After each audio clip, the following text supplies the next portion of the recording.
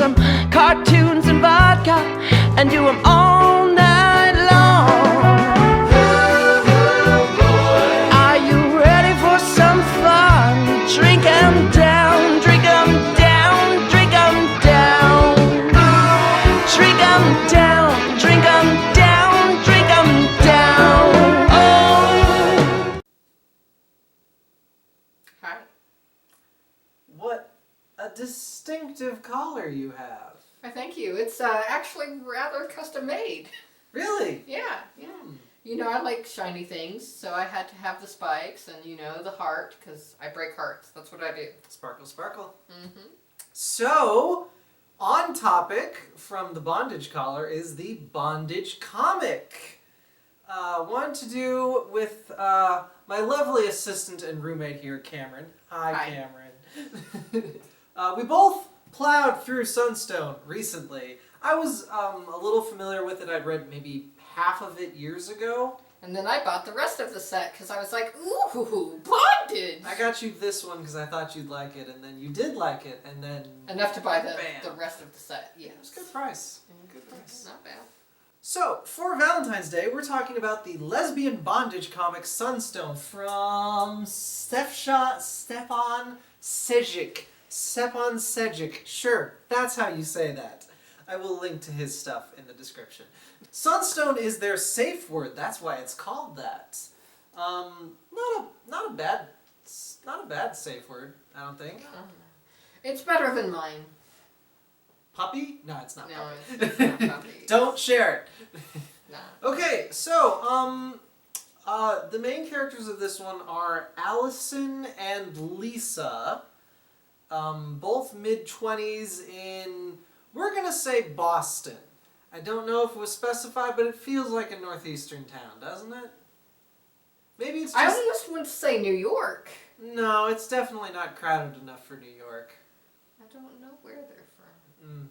Mm-hmm. Hey, it may actually be in here, because I do want to... this isn't so much a criticism of the comic, but it is an observation.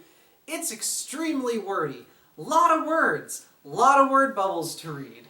And as the series continues, it only gets thicker. So, like, sometimes you just kind of lose things. And even when we reread this, like, before this, and we still don't remember where these people are from.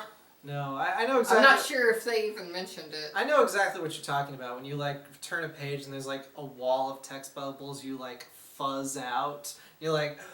Oh no, I got hyper fixated on the bed. The art is just fucking gorgeous, isn't it though?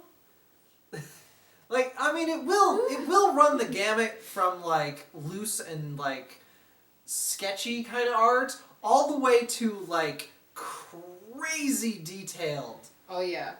Once more, I mean, the art is one of the primary reasons I bought the whole set. Like, if the art wasn't that good, I would have gone, you know, meh. But Lisa is a submissive. As far as she knows, she's not tried it yet. Allison is definitely a dom, but is looking to actually put her skills into practice on a submissive. I make that specification for a reason. We'll get to it.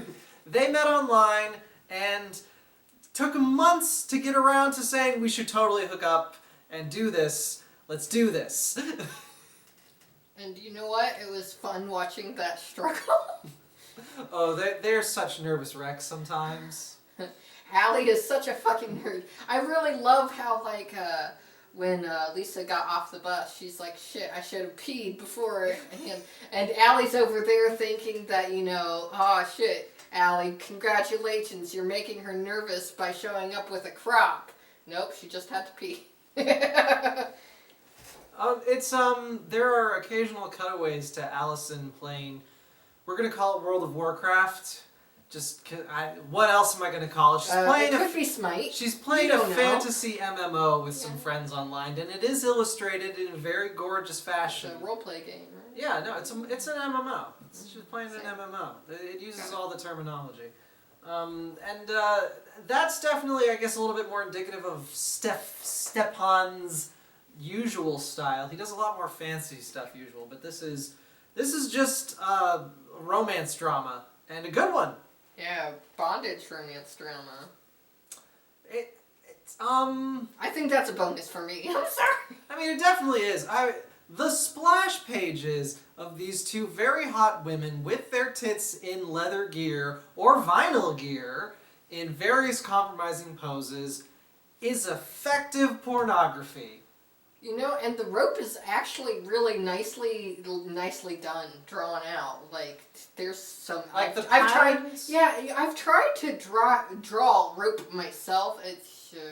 So that is basically the whole first volume. Like, maybe half of it is their first sexual encounter, and then the other half is them just sort of reacting to it.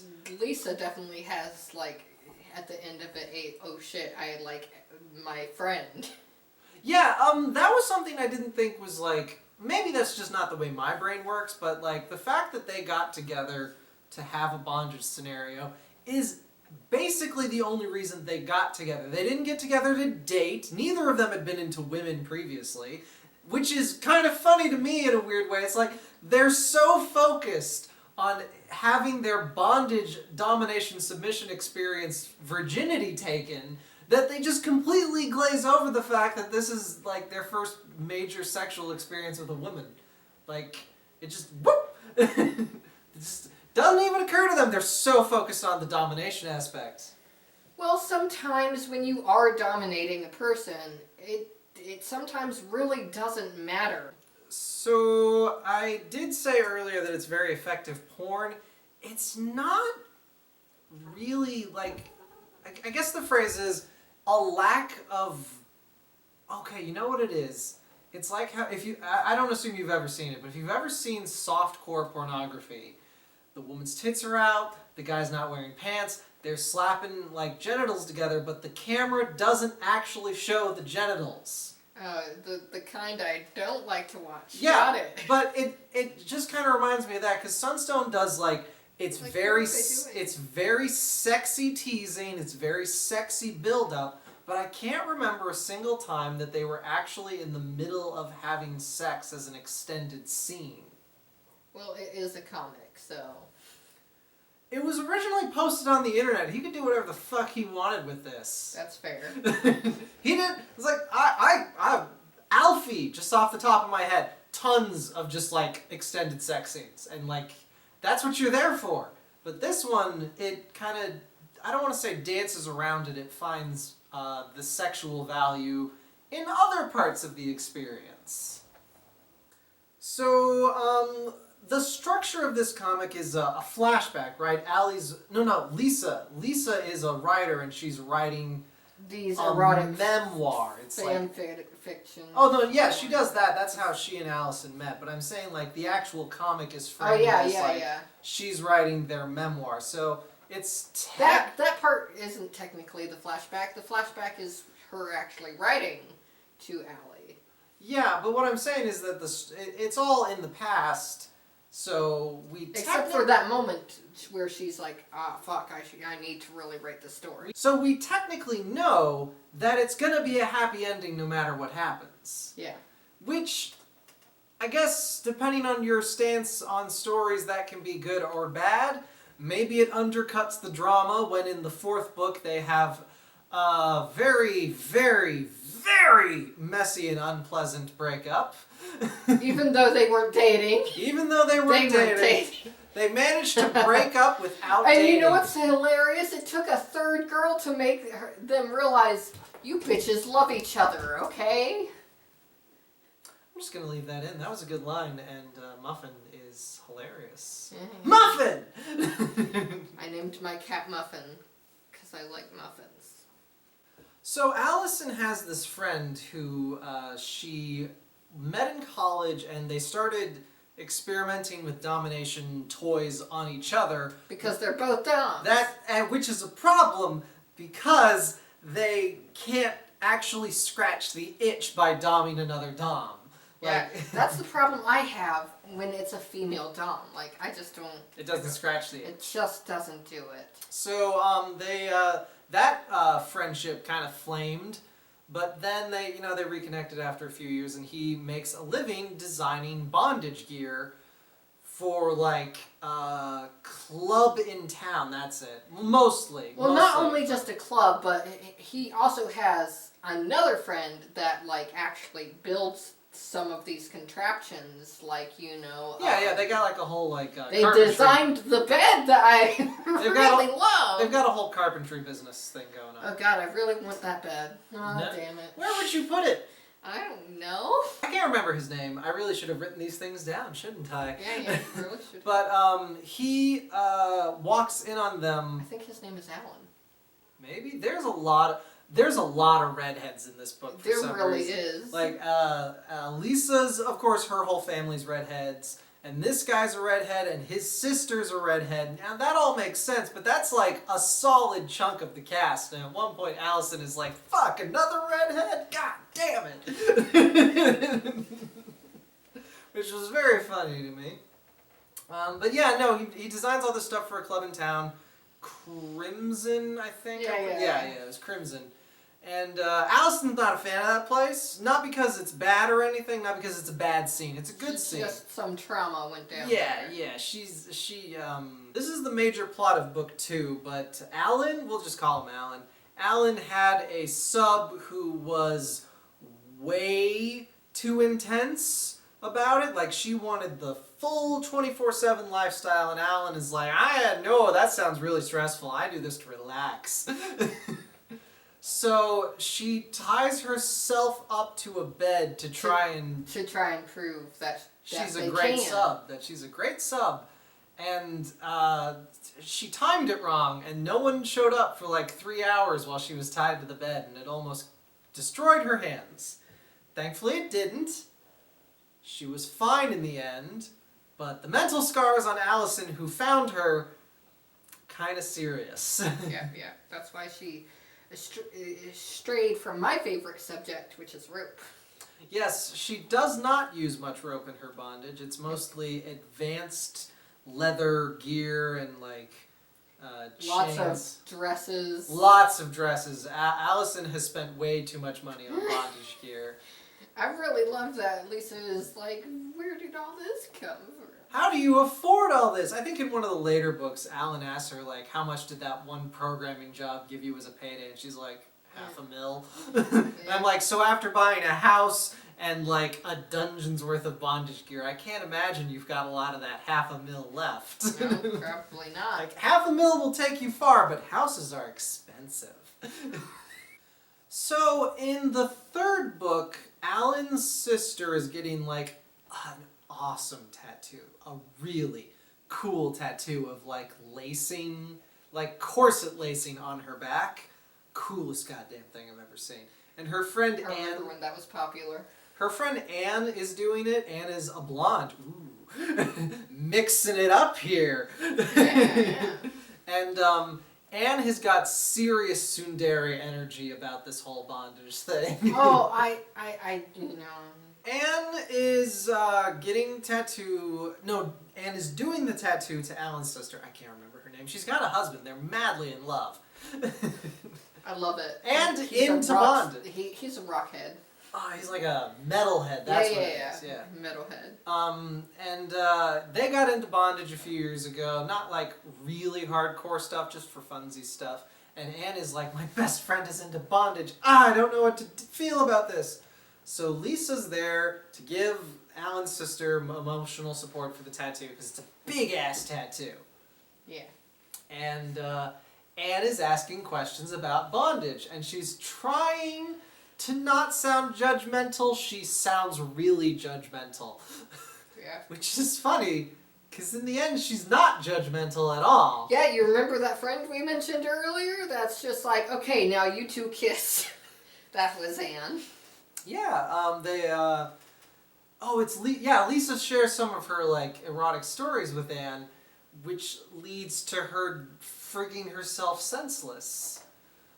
This is when this thing starts, this is book 3, this is when things starts happening in the story that I actually wasn't a big fan of. Yeah, like how the heck Allie got jealous of the whole, fanfic threesome, like, fantasy. Just like, Y'all aren't even fucking dating. No. It's specifically in the way the art style is done, in that when it switches from Lisa telling the story of their life to Lisa narrating one of her stories, it still uses the characters of Allison, Anne, and Lisa, which is fine. That's how she pictures it in her head. But for me as a reader, it was a little confusing when Anne walked into Allison's office and they had a bondage session. And I was like, wait a second. Allison doesn't have an office. She's a home programmer. Exactly. But it was the fantasy scene from Lisa's, erotic stories. I just wasn't clear on that at all. I didn't know when the switch happened, and that's going to keep happening through the last of the books, where it's just going to switch to Lisa's fantasy stories while still using Lisa and Allie's character models. It messed with my head. Hey. Leave that other cat alone. But yes, Anne gets invited to the Halloween party. Was it Halloween? Everyone was wearing costumes. It was Halloween. I thought it was New Year's for some reason. Why would she be dressed like a police officer at New Year's? Yeah, that's why my brain is like, I'm going brain. So at this point, Allison, Lisa, and Anne are like friends, like just hanging out, enjoying, discussing BDSM, and I assume movies or whatever. Like these are all very healthy friendships they've developed. But at this point, both Allison and Lisa are crushing on each other hard and really scared to say anything. And then poor Anne just isn't sure she should say something because, like, what if she tells Allison's just like, oh, I don't feel that way. And then Lisa's like, how could you do this? How could you do this to me? You betrayed my trust! You're tearing me apart, Lisa! But in the end, she's like, she did it in a very roundabout way, but she's like, okay, now kiss. Yeah, no, she was definitely necessary to the story, and at the end she starts dating Alan. Which is funny, because everyone was trying to set her up with Alan in the first place! And both of them were just like, No, I don't want to date anyone. Oh, hey. Yeah, Alan has definitely got some issues. Oh, yeah, that's probably still because, once more, it was his sub that ended up going to the hospital. Yeah, he's also just generally had a bit more of a harsh experience with people judging him for his tastes in BDSM. Okay. Like, it doesn't look like Allison's really had any issues with that, apart from overspending. Well, she's a woman. I'm sorry, but, like, everyone always thinks that the men are dirty perverts, but when it comes to women, it's somehow empowering. Which is so weird, because, like, women can be really manipulative and awful too. Yeah. But it's not like men haven't earned their sleazebag reputation. No, they really haven't. They really haven't. No, they really have earned it. Have earned it? Men have, as a group. I thought you said have not. I'm having. Men have really earned their sleazebag reputation. Okay, I don't know where I got haven't. I need to do a hearing check apparently. But and Alan and Anne's thing becomes like the sequel series, if I'm remembering right. There's a lot of A's. That's why I don't think his name is Alan, but it might be. I can't remember. There's a lot of A's in this book. I could look it up right now, but that would be extremely unprofessional of me. We're such a professional operation here at Eagle Land Manga Reviews. We don't have business cards. Fuck you. But so at the end of book 4. The inability for Allison and Lisa to tell each other that they love each other and want this to become an actual relationship has led to like a bunch of really toxic and gross assumptions about what the other person is thinking, and they, oh God, communication. They just have to call it quits, which is rough because at the end of book 3, Lisa moved in to Lisa's house, to Allison's house. Yay. That's always fun. What was that like? It must have been like 2 months they were living together before everything exploded. Yeah. That sounds about right. And then book 5 is just a long... Oh, I now know why I thought it was New Year's, because at the end of the book, that's what Lisa does. It is New Year's, and she finally goes, "I love you." Yes, But she can't. But Allie can't hear her, so she's like, "What?" And then so Lisa's just like, "Oh, fine." Heart. Yeah, because it was a party and it was really loud. That's why she had to sign language it. Although she didn't really sign language, she just did heart. I think most people will get that anyway. Yeah. Sign language. I love you. And in the end, they get together. They get married too in the future, which is adorable. They really are a great couple, and this book is really funny. Like this whole series just has really good comedic sense and great jokes. Like I think Alan specifically. No, it's Alan and Allison just have like a collection of shirts with really stupid like words on them. Like I can't remember any off the top of my head, but it's a great background joke, and at one point they do actually acknowledge it. It's like, here, have this stupid shirt, and they're like, yep, we're wearing stupid shirts together. Boy, isn't this familiar. I can't praise the artwork enough. The artwork is absolutely fucking fantastic, and as a BDSM story, it's not my favorite BDSM story because it works better as, I think, a quirky romance that just involves BDSM.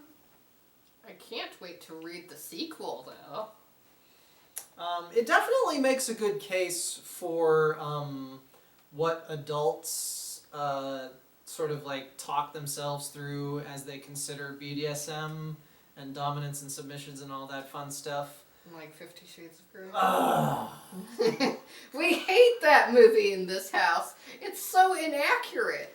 It's also just bad. I mean, if someone ever offers you a contract and tells you to sign it, just know it's not a real contract. Okay, I'm just saying. I mean, there is a certain amount of truth to the fact that documents written by amateurs can be legally binding, but we have a 14th Amendment. You can't just be like, yes, I am slave now, signed. That's not how law works. No. But yeah, no, it's a genuinely touching romance. It's very funny. It's excellently illustrated. And I definitely had a lot of fun reading it. But like I said, it's not my favorite BDSM story because Nana Takaru remains my favorite BDSM story because it's about two teenagers finding out what they like. Whereas throw it at her. I think she's. There we go. What I like about Nana Takaru versus Sunstone is that Nana Takaru is about two teenagers figuring out what they like.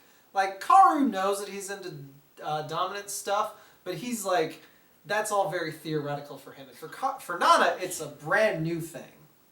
Whereas this, it's two adults who very much know what they're into and just really needed an opportunity to try. Yeah, I mean, I also really enjoy Nana to Karu, as you know. It was probably my first ever bondage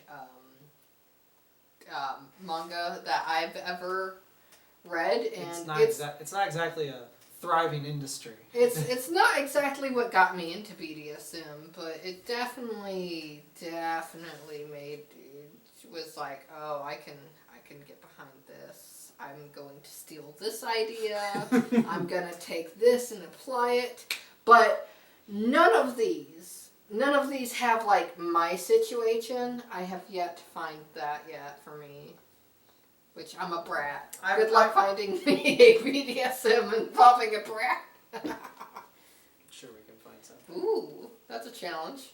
But I guess the main advantage of Sunstone over Nana Takaru is that Sunstone doesn't have all that weird anime shit. Like, if you're not into manga and anime, that weird anime shit can really be... Just be off-putting. It can be a cultural barrier, whereas this is just... you slide right in. Giggity. And as I mentioned earlier, there's a sequel that I'm looking forward to buying that series. And then maybe next year we can get back together to cover that for Valentine's Day. Maybe. Maybe I'll just do Nana Takaru round 2 next year. Can you still join? Maybe. Excuse me, but as the person who's been in this in BDSM for like 10 years, I think I have the right. I've been reading Nautica since I was 18. No, I didn't say reading. I've been in the community. Okay, fine. No, I'm not going to promise you're going to be in that episode because you can't even promise you're going to be on this earthly plane in the next 6 months. Yeah, that's fair. So, Sunstone is fantastic. We really enjoyed it. Not my favorite thing ever, but that's a really high bar to clear. Don't take that as like a knock against it. It's fantastic. It's nice. It's also, I discovered later, free on the internet. Like the whole series is just completely. Yeah, no, like reading on your phone or on the computer just isn't the same as like having this in your hand to flip through and enjoy. Oh man, the panel work. Also, what if I lose that link? Like, Oh, I can find it again. No, the author put I have a terrible himself. time. The author himself put it up for free on the internet, so you can literally just Google it, and it's like this isn't like with Nana Takari where it's technically stolen. Wink, wink. I went to great personal expense to buy a Japanese import of the first volume only. Because I'm not going to buy the whole series if I can't fucking read Japanese. I'm sorry. I'm sorry. You better be sorry. I'm sorry. That's everything I've got to say. You had some things you wanted to throw in at the end about DOMs? Yes, we're going to cover... Speaking of BDSM, I just wanted to let y'all know if y'all get inspired by this in any shape or form, to talk a little bit about, like, to watch out for fake DOMs and fake subs. So if you're a DOM, okay, so fake DOMs will be the ones that just start barking orders. I've had this happen to me where someone just started barking orders and like, excuse me, I did not agree to be your sub. I did not. They have to ask questions, just basic questions such as, what is your hard limit? Mine is pain. Mine is pain. And fake subs will be the ones saying they don't have any hard limits, okay? Guys, it's okay if you're a sub and you don't know what they are, but don't say you don't have any, because to say you don't have any hard limits is basically saying, I'm okay with dying. And I mean, but I don't want to die that way. Like, I don't want to die that way. I have a certain plan laid out, but, being choked out to death is not one of them. But if you're a sub, leave immediately if the Dom tries to enforce taking away your collar or saying you can't use the safe word as a punishment. Safe words are there for a reason. It's to keep us safe. And taking away the collar causes major trust issues because it makes subs feel like you really don't want them anymore. And it's the worst feeling for someone who already has trust issues, which most subs do. Like, it's a trust thing. So you saying, like, if you're a bad sub, I'm going to take your collar away. No. If they say that, please run. Leave immediately. Consent is key. And don't forget to drink water. Drink the water and stay safe, okay? I'm serious. We're drinking water. I'm having to. I need to stay hydrated. And we're just talking to a camera. We're not doing anything physically demanding. Well, I'm not yet. Who the fuck would say as punishment you're doing? You know what? No, it's happened. You can't use your safe word for the next 10 minutes. Oh, ooh, what the what? fuck? That's like, why? You can't drive without, I'm taking my hands away from the steering. I'm taking away your seatbelt privileges. What? No. Yeah, no. That'd be like if at work they said, Alex, instead of giving you a pay cut, we're taking away your hard hat. Dominance and submission is not abuse. And if you feel like it is, get the fuck out. Please. If you feel like you can't. We love you. Yeah, if you feel like you can't, just do like that one lady did. Call 911, act like you're ordering a pizza. Yeah, there was a woman who, like, was in an abusive relationship and was like, hey, yeah, can I get a pizza to this address? I don't know if I can condone calling the cops on this show. They're awful. Well, no, I know, but, like, it's what the domestic hotline is gonna do anyway. Now I'm depressed because of society. I know. Curse you, society! Curse you! Why?